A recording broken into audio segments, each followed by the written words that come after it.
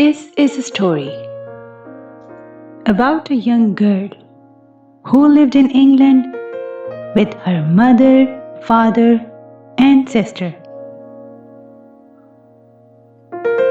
She loved living in a fantasy world and used to read a lot, as she was a self-contained kind of person. At the age of 6, she wrote her first storybook about a rabbit and cheered on by her mother for it.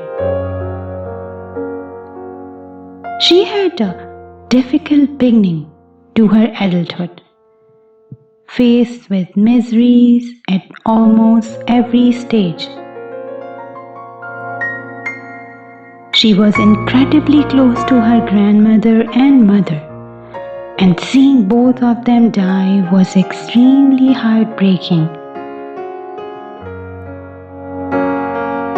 The death of her grandmother prompted her mother to develop a brain disease, making her completely disabled.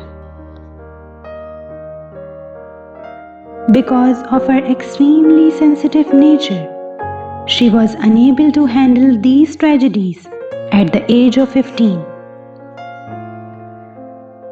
After rejection from Oxford University, she went to Exeter University to get a degree in French on her parents' wish.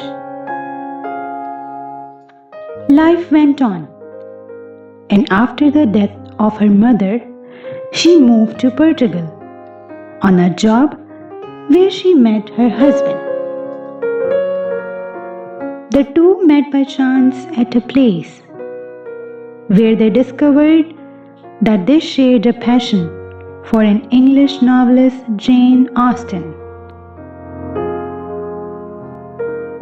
After spending an year together, they got married and then blessed with a cute little baby girl. Not so much time passed after her marriage. A new misfortune was waiting for her. When she was 28 years old, she became a victim of domestic violence by her husband.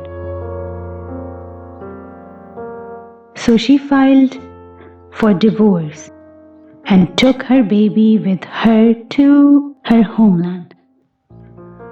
She got severe depression as she was unemployed at that time and was totally living on welfare. She committed suicide at the age of 30 and considered herself a complete failure. But one day, she found the hard reality of life, that the rock bottom became the solid foundation on which she rebuilt her life. For her, the failure gave the sense of security that she never got by any success in her life.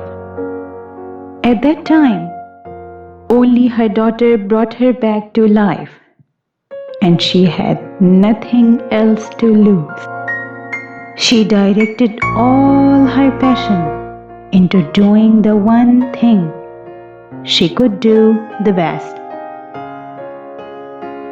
As soon as she wrote a story, she contacted a publisher.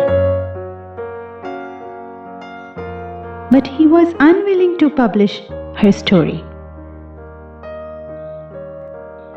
Having been rejected by 12 different publishers, she again began to get depressed. But then, she found 13 as her lucky number, and the editor at Bloomsbury Publishing Company got his novel. Fortunately, her 8-year-old daughter was also there. She asked her father to have a look and found the beginning of the story very interesting. This made the publisher agree to publish her book. She was also told by her publisher that she wouldn't be able to run a house only relying on her stories being published. So she might take up a full-time job. In June 1997, at the age of 31, her first novel, Harry Potter and the Philosopher's Stone, was published. Initially, there were 1,000 copies, in which 500 were distributed to libraries. But the book was a hit, and she won her first award, Nestle Smarties Book Prize. The publishers from US were also get interested to publish her book. With the earnings from this, she was finally able to buy her own apartment. Harry Potter became a global sensation. At the age of 42, she sold 11 million copies of her new book on the first day of release. From being depressed, a complete failure, and an unemployed living only on the state benefits, to one of the best-selling authors of all time. Currently, the 7-book series she wrote sold more than 500 million copies in the worldwide. As of 2015, Harry Potter series is the second highest grossing film franchise of all time. Its 8 films have earned $8 billion at the box office. In 2004, the Forbes magazine named J.K. Rowling as the first person ever to become a billionaire by writing books. It was the result of her patience for all the miseries and rejections she faced in her life while taking care of her daughter single-handedly. Failure also told Rowling things about herself she could have learned no other way.